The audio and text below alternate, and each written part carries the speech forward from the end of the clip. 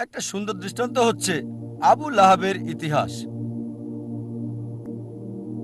আবু লাহাব তিনি নবীজি মুহাম্মদ সাল্লাল্লাহু আলাইহি ওয়াসাল্লামের চাচা ছিলেন। এই নামটা আসলে তাকে দেওয়া হয়েছে, যার মানে ধ্বংসের পিতা। আর সে ছিল নবীজির ঘোর শত্রুদের একজন। যখনই কাউকে দেখতো নবীজির সাথে কথা বলছে, সে অপেক্ষা করত। যখন নবীজি চলে যেতেন, লোকটির কাছে গিয়ে জিজ্ঞেস করত, নবীজি কি বলেছে? সে কি কালো বলেছে? এটা সাদা। সে কি দিন বলেছে? না, এটা রাত। সে নবীজির বিপরীত বলতো। নবীজির চিরশত্রুদের একজন ছিল সে। সে রাস্তায় চলতে চলতে অনেক সময় মিথ্যে কথা বলতো নবীজিকে ভুল প্রমাণ করার জন্য। আর পবিত্র কোরআনে একটা সূরাই আছে, সূরাটির নাম লাহাব, অধ্যায় 111, যা আমরা সবাই ভালোভাবে জানি। সালাতে অনেকবার পড়া হয়, তাব্বাত ইয়াদা আবি লাহাব ওয়া তাব ইত্যাদি। এই সূরাতে উল্লেখ আছে যে আবু লাহাব এবং তার স্ত্রীকে দোজখের আগুনে পোড়ানো হবে। তার মানে কখনোই মুসলিম হবে না, তারা কখনোই ইসলাম গ্রহণ করবে না। এই সূরা নাজিল হয়েছিল আবু লাহাবের মৃত্যুর 10 বছর আগে। যখন এই সূরা নাজিল হলো, একটা কাজ আবু লাহাব করলে, ইসলাম গ্রহণ করলে কোরআন ভুল প্রমাণিত হয়ে যেত। অথচ তার অনেক সাহাবী আর বন্ধুরা সেই 10 বছরের সময় ইসলাম গ্রহণ করেছিল। আবু লাহাব পরবর্তীতে 10 বছর পর বদরের যুদ্ধে মারা গেল। 10 বছর সময় হাতে ছিল তখন। এই 10 বছরের নবীজি তাকে নিয়মিত আহ্বান করতেন ইসলাম গ্রহণ করতে, তাহলে কোরআন ভুল প্রমাণিত হতো। খুব সহজ বিষয় ছিল, শুধু বললেই হতো আমি একজন মুসলিম, এতটুকুই। মুসলিমের মতো তাকে আচরণ করতে হতো না, তাকে নামাজ পড়তে হতো না, শুধু বললেই হতো যে আমি মুসলিম, যথেষ্ট। কোরআন ভুল প্রমাণিত হয়ে যেত। সহজ বিষয়, খুবই সহজ। অনেক সময় নবীজির বিরুদ্ধে মিথ্যে বলেছে, আরেকবার বললেই তো হতো, কোরআন মিথ্যে প্রমাণিত হতো। কিন্তু সে পারে নাই, কারণ কোরআনের রচয়িতা সর্বশক্তিমান ঈশ্বর। তিনি জানেন যে আবু লাহাব ইসলাম গ্রহণ করবে না। ফলসিফিকেশন টেস্ট 10 বছর। আরো ফলসিফিকেশন টেস্ট আছে, অনেক অনেক আছে এখানে। এটা উল্লেখ আছে সূরা বাকারা অধ্যায় 2 আয়াত 94 ও 95।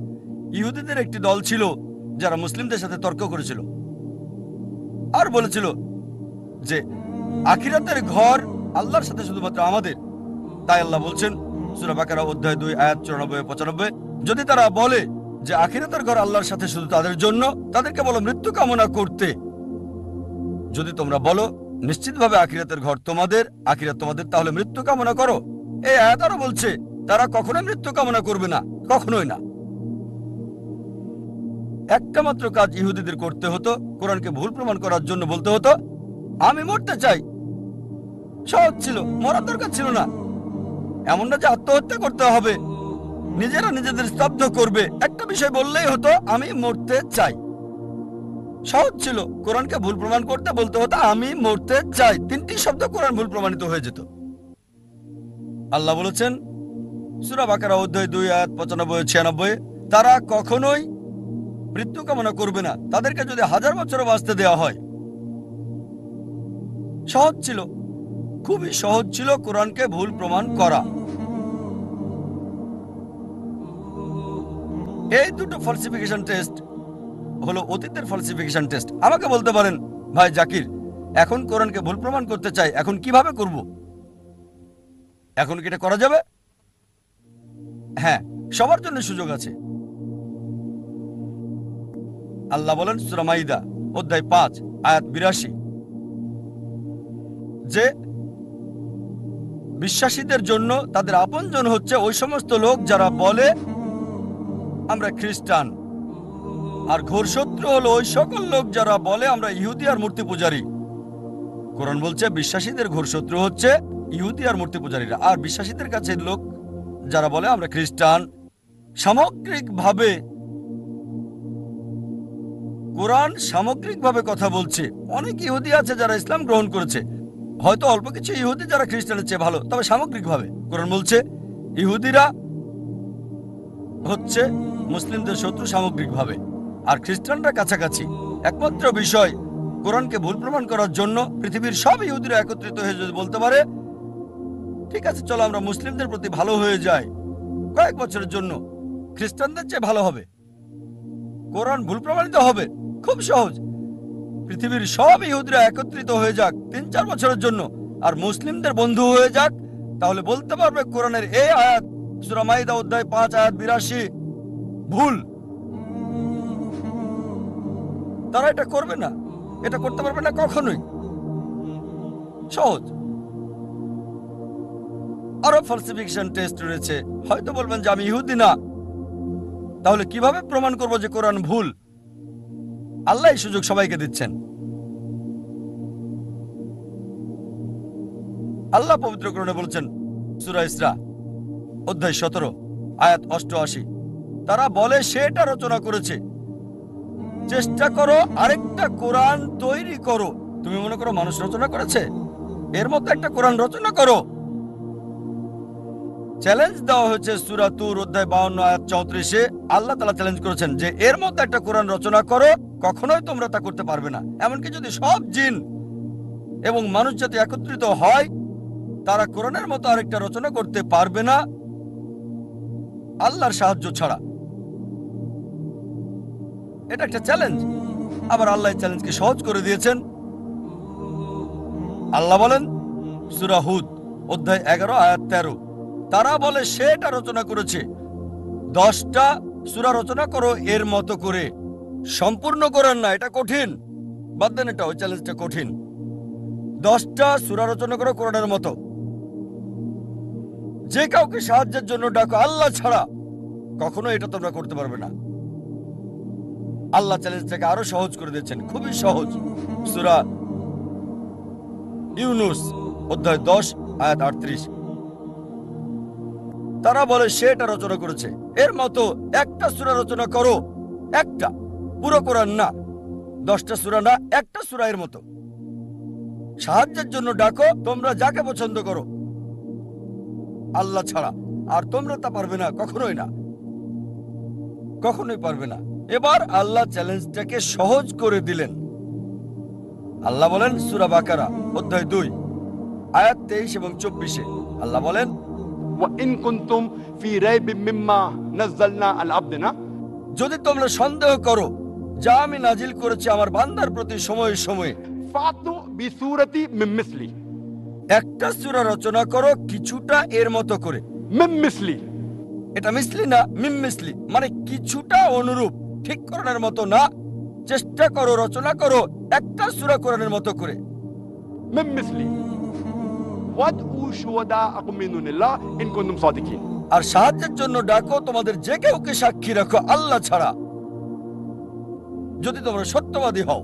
ফাইন লাম তাফআলু, তবে যদি তোমরা না পারো, ওয়ালান তাফআলু, নিশ্চিত যে তোমরা পারবে না, তাহলে ভয় করো সেই আগুনকে যার জ্বালানি হবে মানুষ ও পাথর।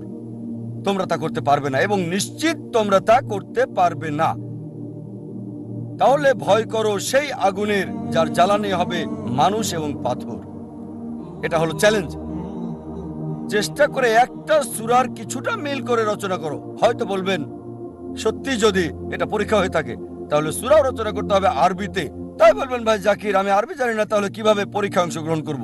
ঠিক আছে, যদি কোরআনের মতো সূরা রচনা করতে হয় এটা আরবিতে হতে হবে, ইংরেজিতে হবে না, ফ্রেঞ্চ হবে না, হিন্দি হতে পারবে না, উর্দু হতে পারবে না। অনেকে চেষ্টা করেছে, চেষ্টা করে নাই তা না, শত শত লোকজন চেষ্টা করেছে আর তারা চরমভাবে ব্যর্থ হয়েছে। তারা চেষ্টা করেছে তবে বাস্তবতা থেকে অনেক দূরে। অনেকে চেষ্টা করেছে, অনেকের কথায় বইয়ে উল্লেখ আছে, তবে তাদের সবাই চরমভাবে ব্যর্থ হয়েছে। এখন হয়তো বলবেন ভাই জাকির আমি আরবি জানি না, ইহুদিও না, কিভাবে আমি কোরআনকে ভুল প্রমাণ করব? অনেক ফলসিফিকেশন টেস্টই আছে। আর একটার কথা বলবো, সেটাতে সবার জন্য সুযোগ আছে। আলোচনা শুরু করেছি কোরআনের একটা আয়াত দিয়ে। সূরা নিসা অধ্যায় 4 আয়াত ৮২-তে বলা হয়েছে আফালা ইয়াতাদাব্বারুনাল কুরআন ওয়ালাউ কানা মিন ইনদি গায়রিল্লাহ লাওয়াজাদু ফি ইখতিলাফান কাসীরা, তারা কি কোরআন নিয়ে ভাবে না আল্লাহ ছাড়া যদি অন্য কারো কাছ থেকে আসতো অন্য কারো কাছ থেকে সর্বশক্তিমান ছাড়া তাতে অনেক অসঙ্গতি পাওয়া যেত। তাই যদি কোরআনকে ভুল প্রমাণ করতে চান, একটা কাজে আপনাকে করতে হবে, একটা মাত্র অসঙ্গতি বের করে দেখাতে হবে।